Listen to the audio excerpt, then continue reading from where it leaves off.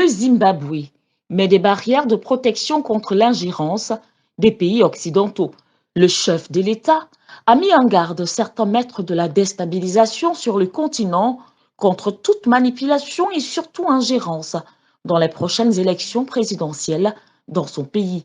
Déjà au mois de mai dernier, le ministère zimbabwéen des Affaires étrangères a convoqué un haut responsable de l'ambassade américaine à Harare pour protester contre l'ingérence présumée de la mission dans les préparatifs de Harare, la capitale, pour les élections générales prévues cette année en cours. Dans un communiqué publié donc en fin de journée, le ministère des Affaires étrangères avait indiqué que son secrétaire permanent par intérim, Rofina Chikava, avait rencontré le chargé d'affaires de l'ambassade des États-Unis à Harare, Helen French, pour lui faire part de ses préoccupations concernant les messages sur les médias sociaux aux élections publiés par la mission le 26 mai. Pour les autorités zimbabwéennes, le message incriminé était celui où l'ambassade tweetait « Inscrivez-vous pour voter et assurez-vous que votre choix soit entendu ».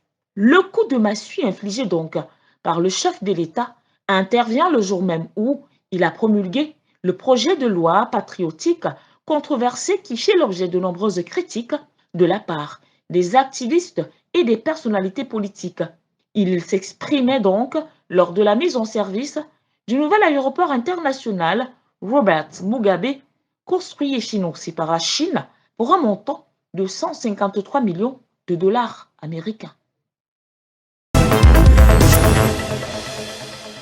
Le Centre gabonais des élections a enregistré au total 27 candidatures pour la présidentielle du 26 août 2023. Sur le nombre des candidatures enregistrées, deux femmes y figurent. Il s'agit de Paulette Missambo, présidente de l'Union nationale, et Victoire Lasséni Dubosé, présidente de l'Union des alliances pour une nouvelle Afrique.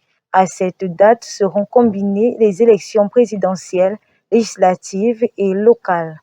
Outre les candidats au scrutin présidentiel, plusieurs autres centaines ont déposé leur dossier pour les législatives et les locales. Selon l'organe en charge des élections, les postulants pour ces différentes élections avaient jusqu'au dimanche 16 juillet 2023 à 18 heures pour déposer leur dossier de candidature. Pour l'heure, les listes pour ces scrutins prévus le même jour sont closes. Toutefois, les candidatures enregistrées dans tout le pays seront concentrées à Libreville. Le Centre gabonais des élections a donc la charge de publier la liste des candidats retenus à tous ces scrutins un mois avant le vote. La liste définitive des postulants devrait ainsi être publiée au plus tard le 26 juillet prochain. Cependant, certains dossiers incomplets pourraient être rejetés. La sortie du président ougandais Yoweri Museveni du 13 juillet a plongé l'ancien président congolais Joseph Kabila et ses soutiens dans une colère verte. Le chef de l'État ougandais a déclaré jeudi 13 juillet que les ADF, Forces démocratiques alliées, avaient alors pu s'étendre à établir de grands camps dans l'est du Congo sous le gouvernement de Joseph Kabila, lequel, soutenu par certains acteurs régionaux et internationaux, leur a permis de s'installer librement dans le Nord Kivu et l'Ituri. M. Museveni a donc poussé le bouchon plus loin, quelques minutes plus tard, en laissant entendre que l'ancien chef de l'État congolais a permis aux combattants islamistes d'exploiter des minerais et du bois et d'utiliser les recettes pour se renforcer. Une pilule difficile justement à avaler pour le clan de Joseph Kabila. Barbara Zimbi, conseillère en communication de l'ex-chef d'État, a donc immédiatement dénoncé des accusations gratuites de Yoweri Museveni, qu'elle qualifie alors de l'un des principaux déstabilisateurs de la région.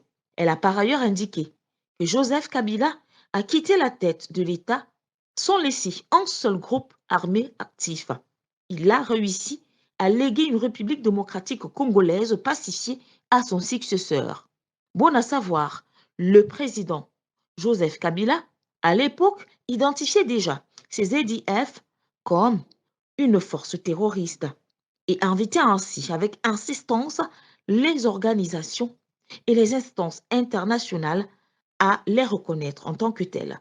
Pour la communicante de l'ancien chef d'État, son mentor a toujours insisté pour que les organisations internationales appuient les forces armées de la République démocratique du Congo pour donc combattre la menace terroriste que constituent les ADF.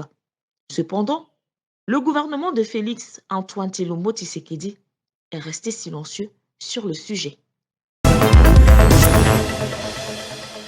Défendre la patrie au péril de leur vie est une forte et nouvelle pensée qui anime le cœur de 3991 nouveaux soldats burkinabés qui ont décidé de renforcer l'armée de leur pays dans sa lutte de longue haleine contre le terrorisme. Comme qui dirait, la patrie ou la mort, nous vaincrons. Après 4 mois de formation axée sur la lutte antiterroriste, ce nouveau bras fort a rallié les rangs de la Défense nationale le 14 juillet 2023. Lors de cette cérémonie solennelle, les soldats ont été présentés au drapeau, symbole qu'ils sont prêts à défendre jusqu'au sacrifice suprême leur nation. La nouvelle brigade burkinabé regroupe les VDP, les volontaires pour défendre la patrie, âgés de moins de 18 ans. Leur mission est de protéger les personnes et les biens auprès de leur commune d'origine et aux côtés des forces de sécurité burkinabées. Ces soldats ont pour objectif de gagner les champs de bataille dans les brefs délais afin de coordonner la défense civile du territoire et prendre à la même occasion part aux nouvelles opérations militaires en vue de réduire cette menace qui s'en va grandissante, a laissé entendre le colonel Boukari Zungrana, commandant de brigade de la veille de défense patriotique. Vladimir Poutine et Cyril Ramaphosa sont plus que jamais main dans la main. Les mêmes objectifs qu'ils partagent sont au centre de leur relation. C'est dans cette mouvance que le président russe a eu un entretien téléphonique avec son homologue sud-africain le week-end dernier. Les deux chefs d'État ont évoqué l'initiative de paix africaine pour l'Ukraine ainsi que l'avenir de l'accord céréalier. L'ours du Kremlin a constaté que l'objectif principal de l'accord céréalier, qui consistait à approvisionner les pays africains dans le besoin, n'avait jamais été atteint, car les obstacles à la livraison d'engrais russes n'ont pas été levés, bien que cela soit prévu par les dispositions de l'accord d'Istanbul. L'accord sur les céréales est arrivé à expiration ce 17 juillet 2023. Autre sujet évoqué lors de la discussion, l'initiative de paix africaine pour l'Ukraine à l'approche et dans le cadre du prochain sommet Russie-Afrique prévu les 27 et 28 juillet à Saint-Pétersbourg.